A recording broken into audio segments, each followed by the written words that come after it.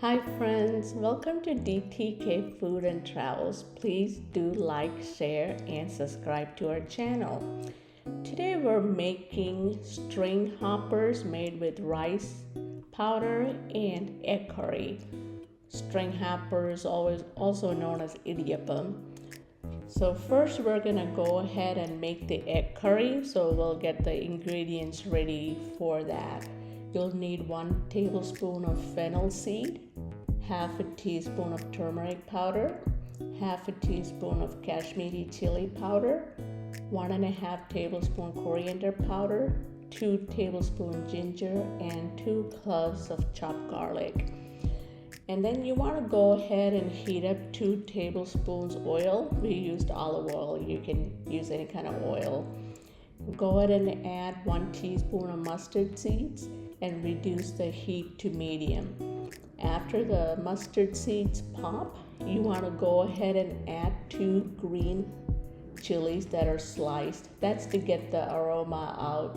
So that's why we're adding that first. We're just gonna go ahead and saute it for a few minutes, and then we're gonna add some more ingredients. Just trying to get that wilted a little bit. So we'll go ahead and add the chopped garlic. Make sure it's in the oil there. And then next ingredient we're gonna add is the chopped ginger. So we're gonna go ahead and saute all this together to get the raw taste out. In just a few seconds, we'll go ahead and add the fennel seeds also. When I add the fennel seeds, we're adding that as a fennel seed right there. We want to do this right before you add the spices to get the aroma. So that's why you want to go ahead and add the fennel seeds, and that'll also help to thicken up the gravy a little bit. And all the ingredients for this recipe will be in the description of the video. So you can check out the description for the full detailed recipe. So we're just gonna go ahead and toast the fennel seeds. Then we'll go ahead and add the onions. So this is about 3 medium onions sliced. So we'll go ahead and saute this also. One thing to notice is when you saute the onions, you don't need to brown it, you just need to get it wilted. So we're just adding about a teaspoon of salt. You can add more later as needed. So we're gonna go ahead and mix this together and get it wilted like that. Once it's wilted, you wanna go ahead and add 2 to 3 curry leaves. And like I said, you don't need to brown the onions, you just want it to wilt, and the salt you added earlier will help it to wilt faster. So this is perfect. So now we're gonna go ahead and start adding the spices. So before you start adding the spices, you want to go ahead and release the heat to low. So you're sauteing the onions on medium. So we're gonna go ahead and add all the spices to get the raw taste out of the spices. So you're just gonna move it around in there for a little bit. Then we're gonna go ahead, once the spices are sauteed with the onions, you wanna go ahead and add 1 teaspoon of the garam masala. Go ahead and mix that again. Give it a good mix. And for this recipe, I think I forgot to mention it, this recipe is for using 10 hard-boiled eggs. So the next ingredient we're going to add is 3 cups of coconut milk. Heat is back on medium after you add the coconut milk. Like I was saying, this is for 10 hard-boiled eggs. So you can double it, make half of it. You can adjust the recipe for how many eggs you're planning to use, but we're making it for 10 boiled eggs. So we'll go ahead and wait for this milk to boil, and this is on medium heat right now. After the milk comes to a boil like that, we'll go ahead and start adding the eggs. Once all the eggs are in there, you're just gonna get that gravy and cover the eggs with it. Then you're gonna cover and cook this on low for 1 to 2 minutes until the gravy has a chance to be absorbed by the eggs and the eggs are fully coated with the gravy. It's almost all the eggs. Like I was saying, I have about 10 eggs. So this is just the perfect amount of gravy for that many eggs. So we're just gonna go ahead and cover it and just cook it for 1 to 2 minutes. That's all you need. And after 1 to 2 minutes, uncover it. Then add a half a teaspoon more of garam masala. You mix it and turn it off. Then your egg curry is ready. Just gently mix it around to make sure the garam masala gets all over the place. It's so simple to make, right? So if you have all the prep done the day before or in the morning, it'll be ready to go. So for the idiappam or the string rice hopper, we're gonna use 2 cups of rice flour. And then we're gonna go ahead and put that into a pot. So we're gonna show you a different way of mixing the powder, because usually the powder is mixed in hot water, but we're gonna mix this in cold water. Gonna put half a teaspoon of salt into a container, then add 2 cups of room temperature water. You can use cold water, it doesn't matter the temperature of the water.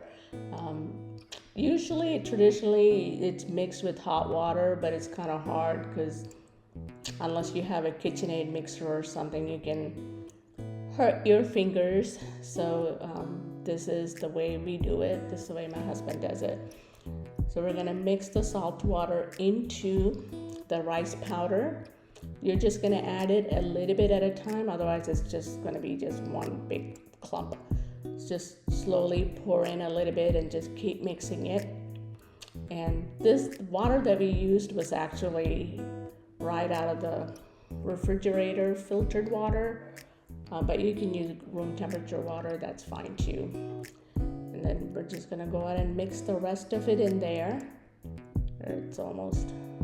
So if you add too much water, it's okay, don't panic, because we're gonna heat this on the stove and that's gonna reduce the water. You're basically trying to make a roux out of it. And you wanna go ahead and cook this on medium, stirring constantly, because you're trying to reduce this. So there, we'll go ahead and keep stirring it until it starts thickening up. See how it's beginning to thicken up already? It's almost like a cuppy or a roux consistency. But you want to keep stirring it because we want it a little bit more thicker. Just like if you were adding hot water a little bit at a time and mixing it. But this is a much more easier way to mix the mixture. So there it is. That's the consistency you want. And you turn the stove off and wait for this to cool. And once it cools, you just get it into a big ball like that. And then it's ready to be made into an idiappam. So this is the idiappam maker. I'll try to put a link for this from Amazon in the description. You can get it from any ethnic store, some ethnic stores I should say, or on Amazon.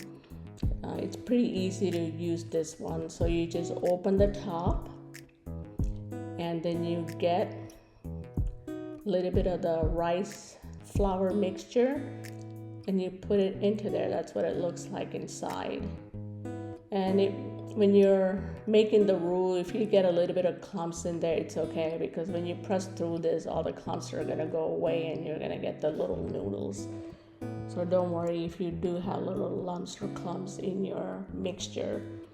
So we'll go ahead and top it off and then put the cover back on. The cover has the little holes on it, like the little for the little noodles.